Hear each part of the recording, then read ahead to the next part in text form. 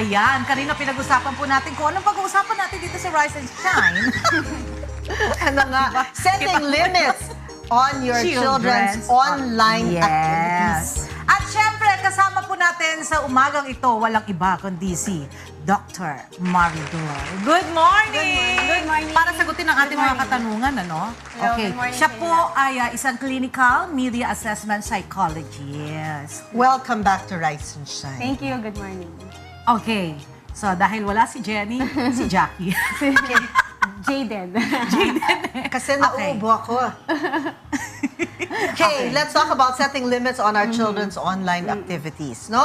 Hanggang saan ba ang limitations when it comes to activities ng ating mga anak?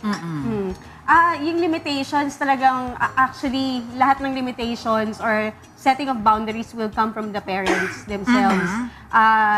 Yun yan, sinasabi ko rin, yung mga bata talaga, as long as they're below 18, wala talaga silang magagawa, kundi sumunod talaga dapat sa mga magulang.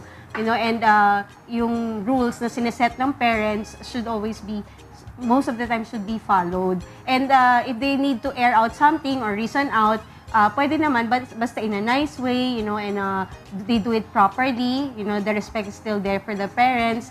Pero kung talagang below 18 sila, they have no choice but to supposedly to follow their parents' advice or Ang dali-dali naman rules. sabihin, Yes, no? But, para how madali, many- pero mahirap talaga Yeah. kasi nowadays, hindi na nga sumusunod yung mga Hindi bata. talaga Hindi, alam mo, mas maganda doon ang Mm-hmm. computer o laptop. Kung magla-laptop sila. Yes. Sa baba ng bahay, hindi sa kwarto. Yes, at nakikita. Dapat Yes, nakikita yan ang talaga totoo ng yan. magulang. Oo. Kaso nga lang, dahil nga very well off na rin yung majority and very accessible na rin sa kanila yung mga devices like yung mga phones, iPhones, also yung mga smartphones, and even the most basic phones nowadays, pwede mo na ma-access sa mga YouTube, Instagram, Facebook. So, ang mahirap doon, when they do it against the wall. You know, when they, or when they do it inside the room, kung may mga sarili silang kwarto. So, dun mas ngayon ang nahihirapan ng mga magulang na mag-penetrate sa kanilang mundo. So, that's the hardest part. Na hindi mo, lalo na pag hindi mo nakikita yung mga anak mo. Kasi most of the time you're You're outside out working, or you're yes. out working and naiiwan sa mga yaya. And most often than not, they do that without supervision. So yun yung Okay. pinakamahirap. So eto, katulad na lang ito, may experience kasi ako sa maliit kong anak, si David, no? Hi, So, David! Oo, Hi, syempre. David. Syempre, First ko layat. nag-work ako, so hindi ko naman siya nakikita lahat ng kung ano yung Yes, ginagawa yun niya. yan. And then, meron akong nakita, may mga kapatid niya, meron siyang nakita na parang merong pinuntahan si David na website na medyo hindi pambata. So ngayon, talagang grounded siya, parang hindi Kailan to? ka... Recently? Last week. So sabi last ko sa week? kanya, Ilan oo. taon na ba si David? 10. So sabi ko sa kanya, hindi ka po pwedeng humawak ng tablet, ng laptop, hindi ka pwede gumamit ng computer. Pero Gaano ngayon, katagal? sabi ko You have to set the time. Hanggat the time sabihin mong frame. pwede na. Tapos ngayon, eto. Sabi niya sa akin, Mommy, gusto ko maglaro nung. Meron siyang, hindi ko lang alam kung ano yung laro, nakalimutan ko na. Kasi daw, yung mga classmates niya, mga friends niya, yun ang nilalaro. Kaso, yun, nagpapaalam siya sa akin, talagang sinabi ko, hindi po pwede. Did he mention what game was that? What? Yung game, oo, alam ko, kaya lang hindi Game, ko naman okay lang nalaro. yun. Pero kasi Pero syempre, okay lang natatakot na na ako, game. baka, dahil hindi ko na naman siya nakikita, baka bumisita siya ulit doon sa website na yun. So, Paano yun? Kasi working, Anong gagawin? working Oo. kami. Kung may iba pang tao sa bahay, usually yun yung parang kung pwede nating matanong or tatawag ka, monitor, yaya or ate, can you just check like on the spot, you know, spontaneously, what is my child doing and what he is browsing right now. So ako, ganun yung ginagawa ko usually. And yun, kung pwede, sa may tao. You know, if there's someone else at home, sana doon nila, you know, doon sila magbabrowse. And tama ka, basically, mas maganda kung sa desktop or laptop siya gagawin. Pero kung by phone, it should not be against or, you know, facing the wall. Kasi doon nila tinatago yung binabrowse nilang websites, lalo na pag nagkukulong sa kwarto. alam mo, problema din kasi doon. Kunyari, nagko-computer ka, bigla na lang merong magpa-pop up na ano. So, syempre, Yes, aware yung bata. Ano kaya to? So, ikiklik They nila. get curious, Yun. right? Yes. Yun ang, sana walang ganon. Or Kasi pwede malagyan ng syempre, hindi nasa naman ano nila na alam kung on. sino ang gumagamit ng laptop at that time. Hindi katulad sa ibang mga bansa, tinatanong muna bago gamitin, tinatanong how old are you? Pero pwede mo meron dayain. silang- Pwede mo, oo, yun na Diba? nga eh. Kung Yun na 18 nga. above ka. Yes, and then are you 18 and above? And then meron parang password. Kung ikaw si ganito, 'di ba? And then you log on, may password. Yeah, exactly, they do it eh. And they can always invent something. They know how to do it already. Yun nga yung problema doon. Kaya talagang yung risk, there's a lot of risk going on using online activities or having online activities with children. So, kailangan talaga yung parents nandyan or kung Hindi, sino mas man ang maganda na may, kung may, adult sa may bahay. ibang adult sa bahay.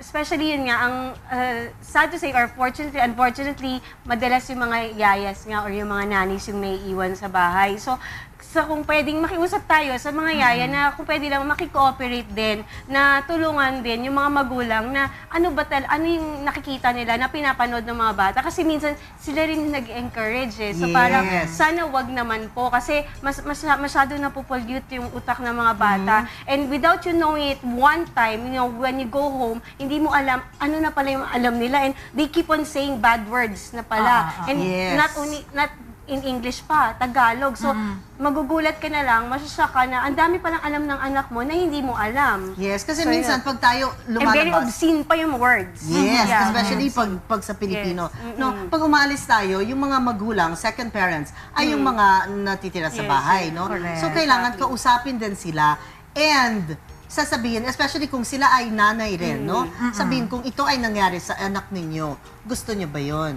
Ganyan. Yeah, and yun, makiusap tayo and check every now and then yung biglaan. And also, minsan pag chinek mo sila, binabago na nila eh kung ano yung chinecheck nilang website. And also, there's a way na, yun nga, mai-lock mo or to prevent the children from going to that websites or yung websites na may themes ng, for example, sex or intimacy or mga kung ano-anong pang-adult Or even the language, yeah, you can, no? yeah, also the language, you can always put a password or a lock to that. Yun nga lang, syempre, minsan alam din nila kung they try to explore what passwords would you have, no? Or ang pwedeng gawin, basta sa may tao sana, kapag nag-browse ng internet, sana dun sa nakikita sila. Sana yun yung iset nating rules sa kanila.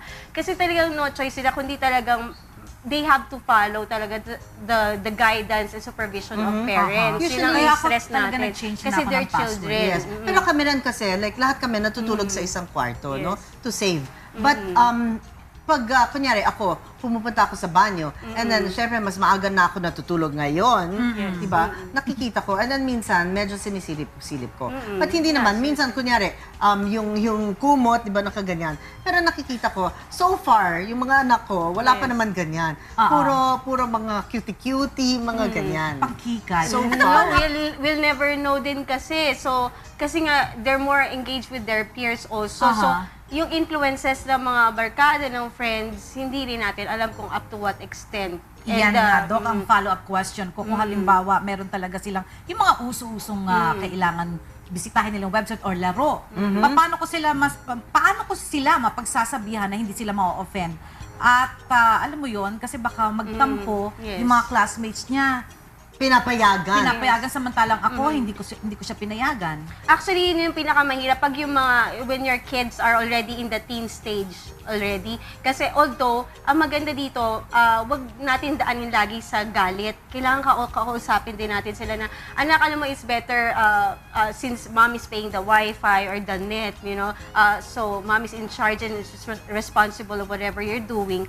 You have to, sana, mommy would appreciate or daddy would appreciate if you would tell us or let us know ano yung mga interest mo sa net and like what type of stuff you are engaging into so that we know also. So, if something happens to you, we're aware of what's going on. So, parang, we have to also appeal to them na it's better na alam ko kung ano yung mga tinitignan mo. And makita nyo, pag engross yung bata sa ginagawa niya, tahimik siya, like 30 minutes, meron na yung ine-explore na sa Alam mo, Yes. minsan pwede rin natin sabihin, kuya, best practices.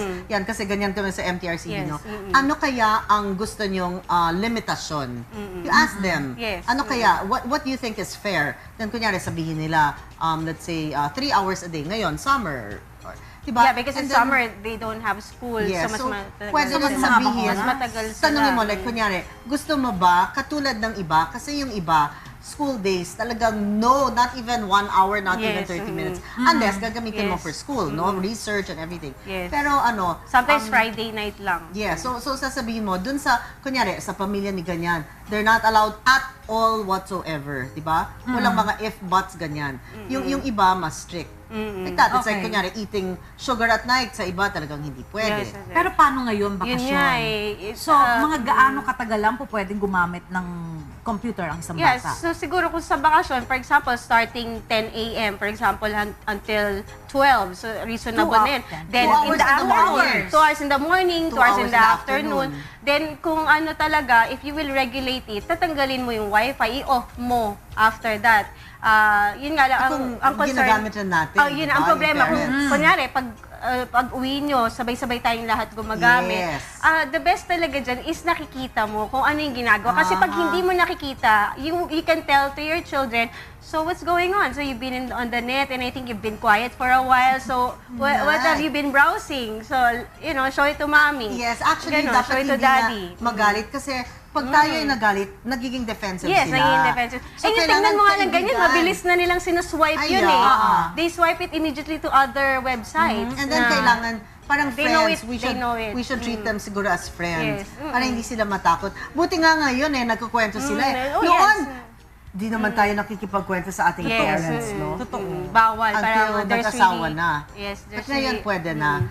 Okay, so anyway, talagang kailangan patnubay at gabay as always. Yes. Nandyan And it's yung good, mga Miss magulang. Jack. Paano Jackets from nga rin sinasabi sa MTRCB pala. MTRCB? Tan tan tan tan. Patnubay? Ano yun? Ang programang ito ay Patnubay Ayan, na okay, mga kayo na lang magsabi. Oo. Tsaka, children should reach out to your parents also. Avoid being secretive. Kasi yung gusto rin naman ng magulang is for your welfare, no?